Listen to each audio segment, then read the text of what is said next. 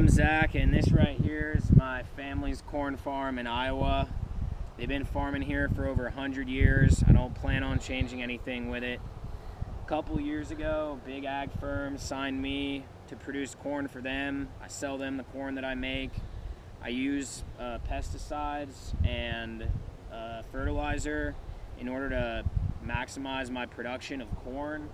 Without the use of these, I can't produce nearly as much corn. The more corn I produce, the larger my profit, because the big firms will pay me more money to get the more corn. I don't plan on changing the use of the pesticides and the fertilizer because of that reason. What else did I have to say?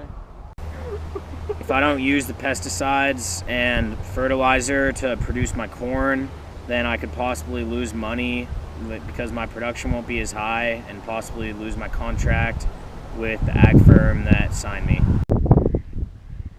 Hey, almost didn't see you there. My name is Bert Matthews. I'm a local fisherman.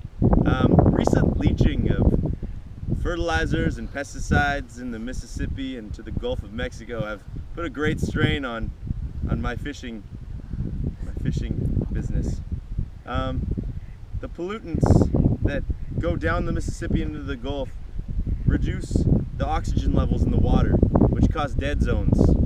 These dead zones make it near impossible for aquatic life to survive in the areas that I fish.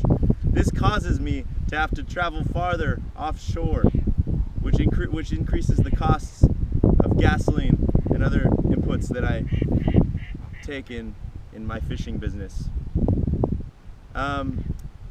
Also, the pollutants negatively affect the nutrition of the fish.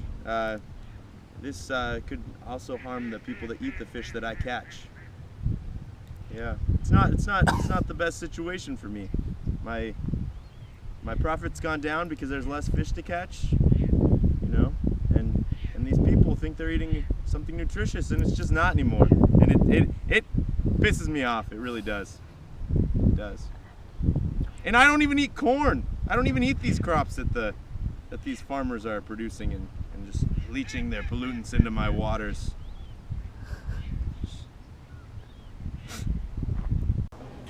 Alright, so today we're going to discuss how the negative externality of corn production is affecting consumers in society.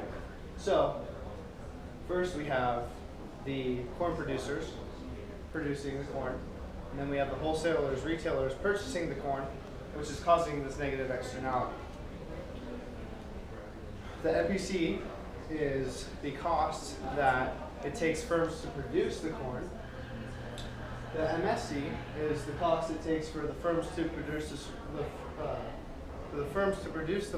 the corn, plus the external costs, the marginal external costs that it costs for society.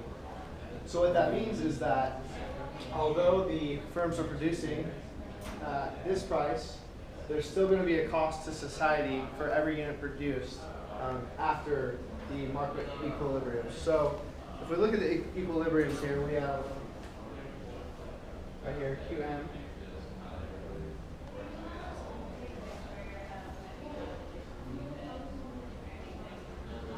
PM, P star, and Q star. All right. So it's still acceptable to produce at QM, PM, because for each unit produced there's still a consumer that is willing to pay at those given at that given equilibrium. So even though that there is still a cost, an external cost produced on society, there's still going to be a consumer that is affected, but there's still also going to be a consumer that is willing to pay at that price.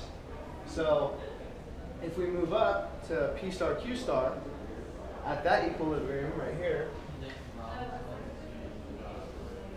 the reason why this is the acceptable place to produce is because the marginal willingness to pay for the the units at that price and quantity equals the costs that it takes to produce and the social costs that are incurred to society.